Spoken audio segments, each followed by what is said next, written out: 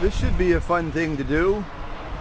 For the record, Carl Urquhart, MLA for York, is an ex-RCMP officer.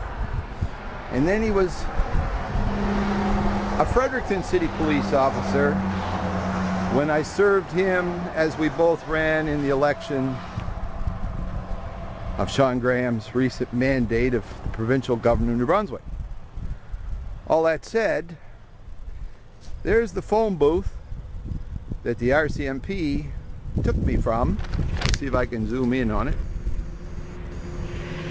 On July the 4th, while I was talking to the Deputy Minister of Foreign Affairs, Mr. Edwards, as my family was coming to Canada for the summer. All that said, today's Labor Day. Nobody's working, everybody's barbecuing on the so-called last day of summer. On July the 4th, the RCMP got this little doctor from Mexico to try to call me crazy.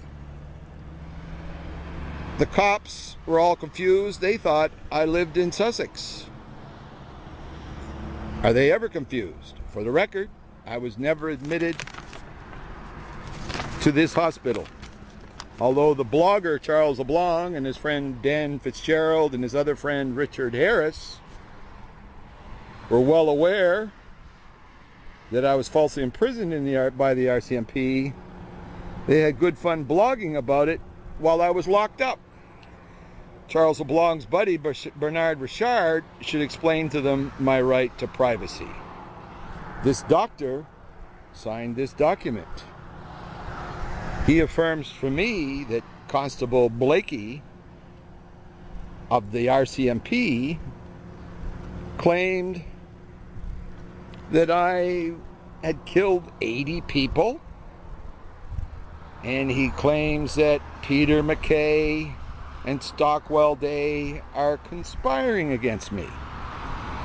Thus the doctor thought I was nuts.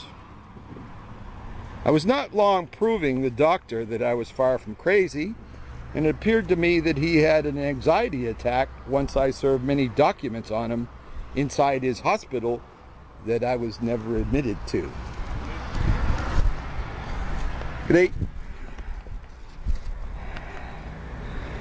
All that said, the RCMP decided to have a little fun with me.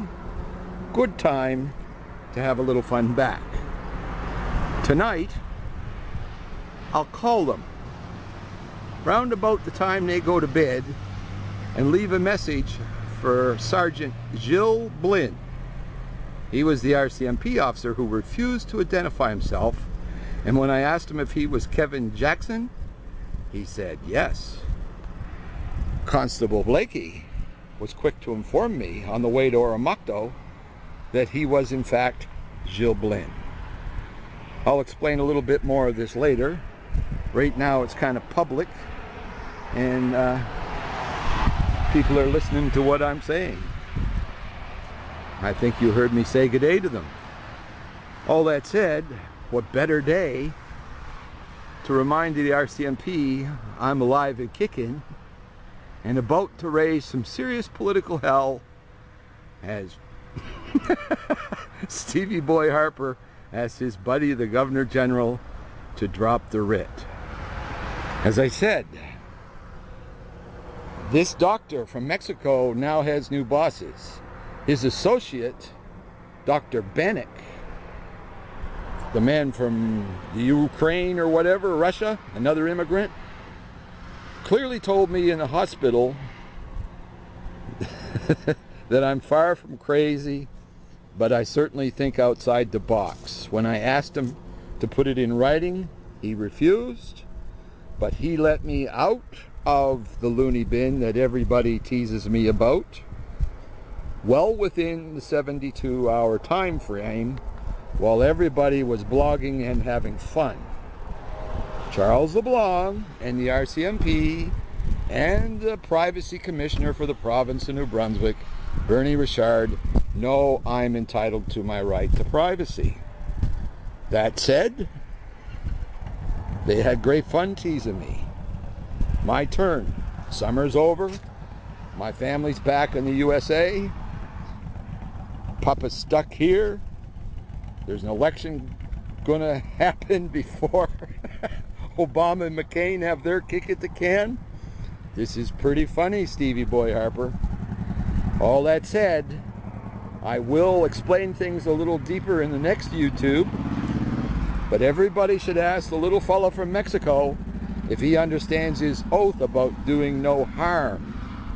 He did have 5 men tackle me, twist my arms, and inject drugs into me against my permission without even me admitting me into his care.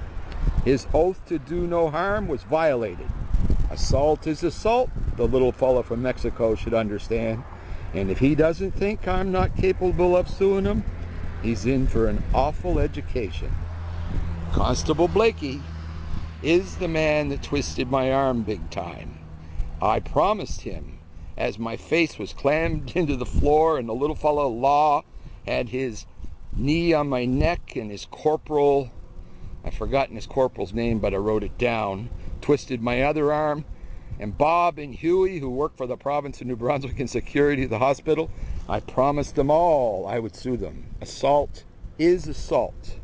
The head nurse, Miss Briggs, made a copy of these documents to protect her butt from a lawsuit. She was a very clever little lady. Let's see if the head nurse Briggs has a lawyer. I think I'll send her a registered letter. Perhaps she might be the honest person I was looking for. For the record, they mention Peter MacKay and Stockwell Bay. The RCMP, according to the Crown Liability Act of Canada, are servants of Her Majesty the Queen.